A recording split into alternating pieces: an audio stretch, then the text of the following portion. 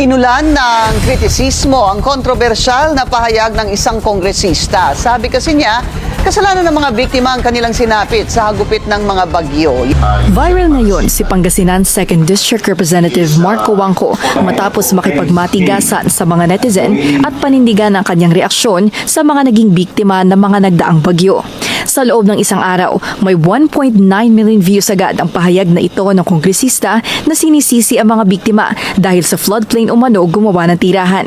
May 2,400 reactions ang post ni Wangco na tinawag niya out of touch ng mga netizen. Anila, hindi raw lahat ng tao may pera at pribilehiyo kagaya ng mambabatas. Sagot ni Wangco, choices have consequences. Bakit daw hindi tumingin sa mga hazard map para mapagdesisyonan ng maayos ang pagtatayo ng mga bahay?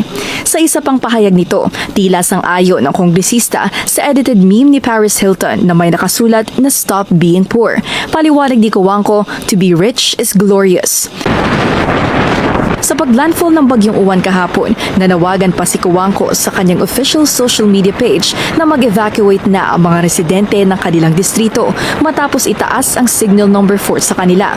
Pinuna rin ng aktres na si Bella Padilla ang pahayag ni Wangco at sinabing nasa local government unit ang responsibilidad pagdating sa ganitong usapan.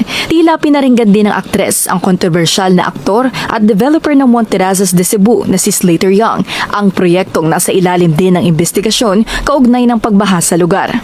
Si Wangco ang staunch advocate ng pagpapatayo ng nuclear power plant sa bansa, partikular sa Pangasinan, para matugunan ang kakulangan sa kuryente. Sa Kongreso naman, isa si Wangco sa 215 congressmen na pumirma para umusad ang impeachment trial ng vice-presidente. Giyet ni Wangco, nasa gobyerno, developers, project planners at nasa atin daw ang responsibilidad na maghanap ng ligtas at well-planned na housing projects.